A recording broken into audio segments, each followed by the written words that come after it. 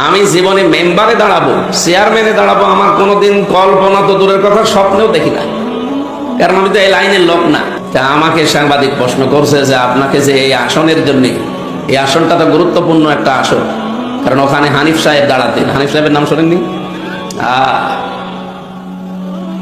এরপরে পাশে ইনু সাহেব, এখন তো জেলে আছে।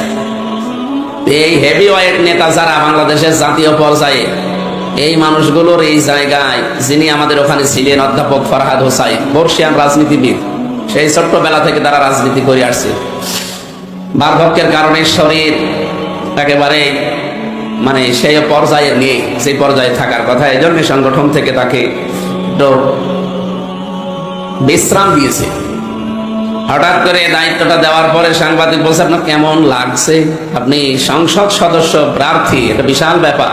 কোথায় মেম্বার, চেয়ারম্যান, উপজেলা ভাইস চেয়ারম্যান, উপজেলা চেয়ারম্যান, এরপরে মেয়র, এরপরে এমপি, কত ধাপ, একটা ধাপও পার করা লাগে না, একবারে আমি গাছের একেবারে উপরে।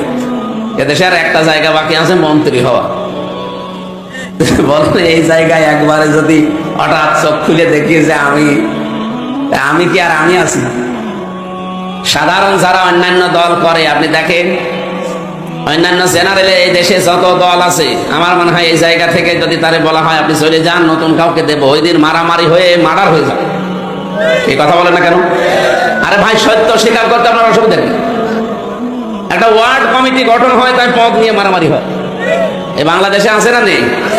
আর একটা সংসদীয় আসন, যে লোকটা সারা জীবন ওখান থেকে চেষ্টা করে যাচ্ছে, আর সেই লোকটাকে বলে দিল সংগঠন নিয়ে একেবারে নির্দ্বিধায় হাসি মুখে বলছে ঠিক আছে, সামিআনা আতানা, শুনলাম, মেনে দিলাম। এইটার নামই হচ্ছে একামতে দ্বীনের সংগঠন। ৭৩টা দল বাংলাদেশে কাজ করছে, একটার ভেতরে শুধু আমি এটা পেয়েছি, বাকি কোনোটাই আমি পাইনি। আপনি আবার দেখান যে এটা আছে, আমি আপনাকে এখন মিষ্টি খাওয়াবো।